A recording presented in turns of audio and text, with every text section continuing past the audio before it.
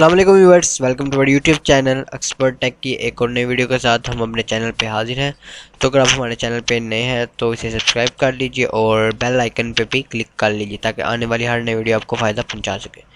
तो आज की हमारी इस वीडियो का टॉपिक जो सा होने वाला है वो ये है कि आज हम HTML इनपुट के जो उसमें एट्रीब्यूट्स यूज होते हैं HTML फॉर्म में उससे डिस्कस करेंगे।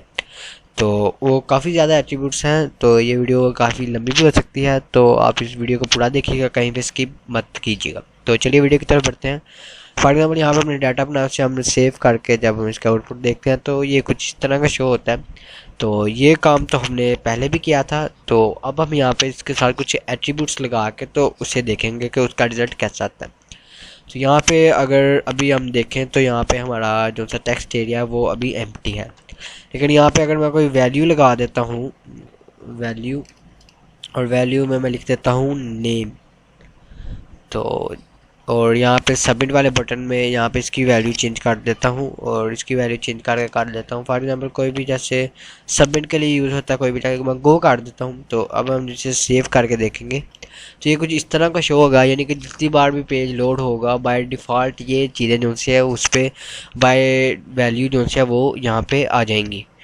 तो यहाँ पे आपने क्या करना है, यूज़र जो सा इसे यहाँ से मूव करे तो अपना डाटा जो सा है वो यहाँ पे सबमिट कर ले। लेकिन यहाँ पे आप और भी वैल्यू यूज़ कर सकते हैं।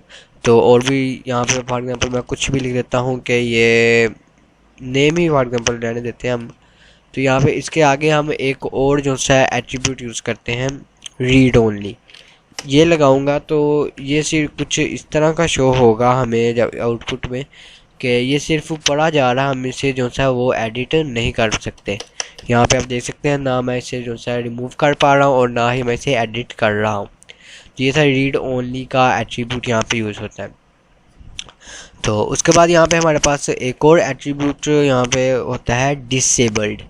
डिसेबल्ड का आपको पता ही होगा कि ये क्या होता है। ये अब करेंगे तो ये जो था यहाँ पे हमारा ये फेड हो चुका है। तो ये बेसिकली इसलिए यूज़ होता है, यानी कि अगर आपके पास टू चॉइसेस हैं तो अगर आपने फर्स्ट वन सेलेक्ट कर ली तो सेकंड वन आपके लिए जो है वो लॉक हो चुकी है। यहाँ पे अगर आपने एक दफ़ा डाटा एंटर कर लिया तो इसे आप चेंज नहीं कर सकते, उसके लिए आप ये डिसेबल का जो सा एट्रीब्यूट है वो यूज़ कर सकते हैं। ये देख रहे हैं ये वाला पेज जो सा वो यहाँ पे ये डिसेबल हो चुका है। तो उसके बाद कुछ हम नंबर वाले एट्रीब्यूट की तरफ बढ़ते हैं।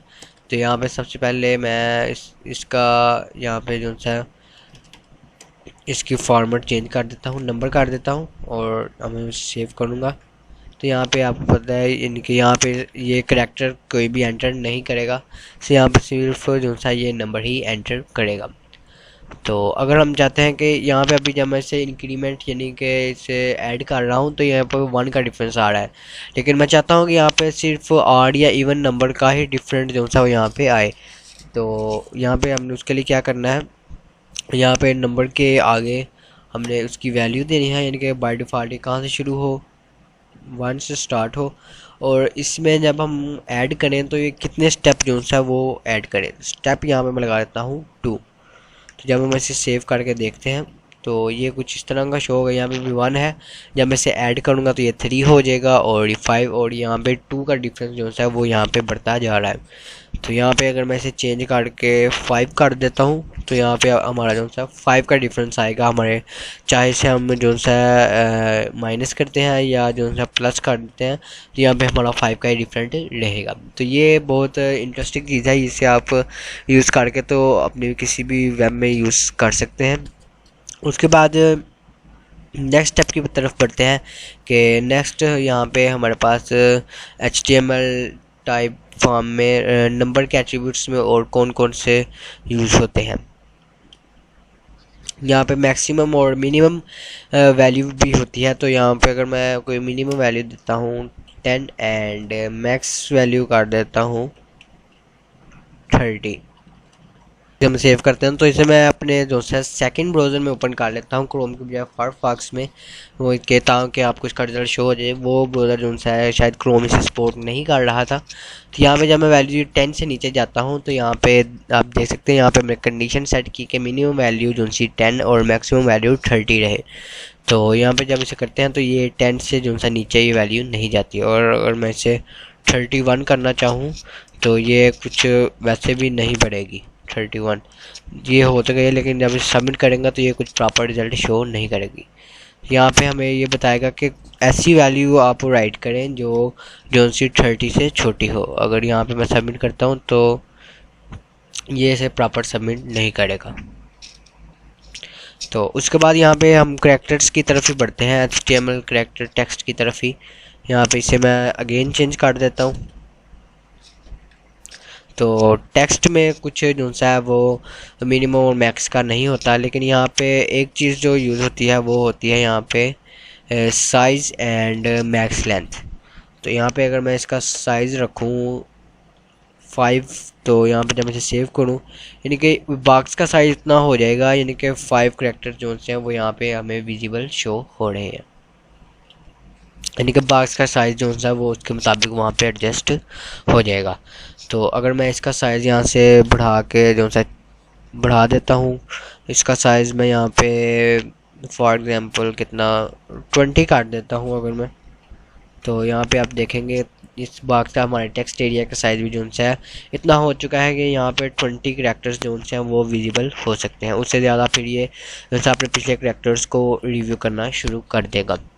तो यहाँ पे अगर इसके साथ हम एक और एट्रीब्यूट देखें, एक एट्रीब्यूट होता है टेक्स्ट में मैक्स लेंथ, यानी कि कितने करैक्टर्स जो है वो राइट कर सके और उसके बाद जो है वो शो होना बंद हो जाए। तो यहाँ पे मैं अगर 6 करता हूँ तो हमारा बॉक्स साइज 20 करैक्टर्स का ही है, लेकिन जब ये अब विजिबल हम इसे शो करेंगे तो ये 6 करैक्टर्स से आगे जो सा ये यहाँ पे राइट नहीं करेगा।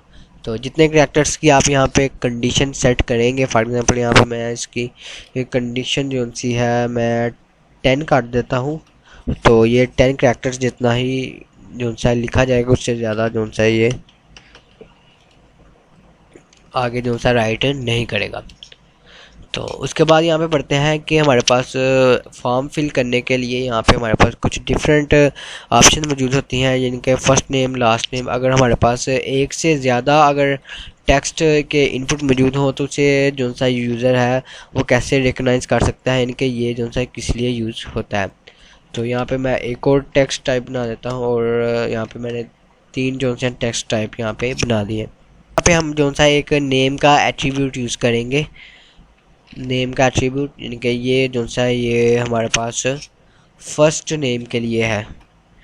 ये फर्स्ट वन जो सा हमारे पास इनपुट टाइप है टेक्स्ट की, और यहाँ पे इसे भी जो सा इनपुट वो एट्रीब्यूट दे सकते हैं। ये हमारे पास मिडल नेम के लिए एंड लास्ट वन हमारे पास है लास्ट नेम के लिए।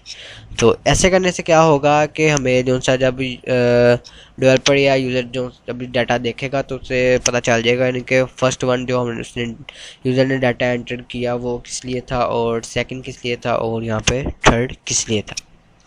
सेव करेंगे, ये कुछ इसका डिफरेंस जो सा ऐसे कुछ शो होगा, या 3 इनपुट टाइप्स बन के आ जाएंगी। तो आप चाहें तो इन्हें ब्रेक करके तो डिफरेंट जो सा है यहाँ पे इसे ब्रेक वाइज भी जो सा अरेंज कर सकते हैं। उसके बाद यहाँ पे हमारे पास एक लास्ट पे एट्रीब्यूट मौजूद है प्लेस होल्डर का।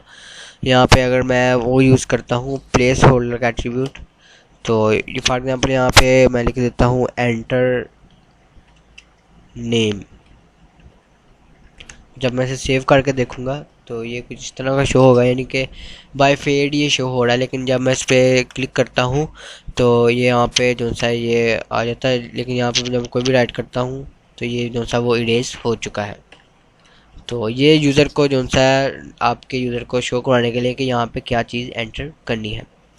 उसके बाद यहाँ पे हमारे पास एक और एट्रीब्यूट मौजूद है, वो एट्रीब्यूट होता है ऑटो फोकस का।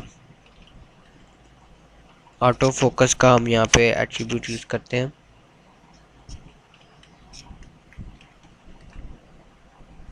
तो इसका कुछ जो सा आपने डिफरेंस शो हुआ होगा, क्योंकि जब मैं इसे रिफ़्रेश करता हूँ तो ये ऑटोमेटिकली जो सा है यहाँ पे हमारे पास टेक्स्ट एरिया में ऑटो फोकस हो के तो यहाँ पे कर्सर आ जाता है, यानी कि यहाँ पे आप डाटा एंटर करें। लेकिन अगर मैं बगैर ऑटो फोकस को करूँगा यहाँ पे तो ये कुछ जो सा इस तरह का शो होगा, ऑटो फोकस नहीं करेगा। लेकिन जब क्लिक करेंगे तो ये जहाँ पे देख सकते हैं अभी ये ऑटो फोकस नहीं है, यहाँ पे क्लिक करते हैं तभी जाके ये जो सा है होना स्टार्ट होता है। तो इसके साथ यहाँ पर हमारी HTML इनपुट फॉर्म एट्रीब्यूट्स की वीडियो यहीं पे ख़त्म होती है। तो अगर आप हमारे चैनल पे नए हैं तो इसे सब्सक्राइब कर लीजिए और हमारे चैनल पे HTML सीरीज़ को पूरा देखिए। हमारे चैनल पे HTML सीरीज़ पूरी मौजूद है, आप उसे देख कर फ़ायदा उठा सकते हैं। मिलते हैं एक और नई वीडियो के साथ, तब तक के लिए अपना ख्याल रखिएगा। अल्लाह हाफ़िज़।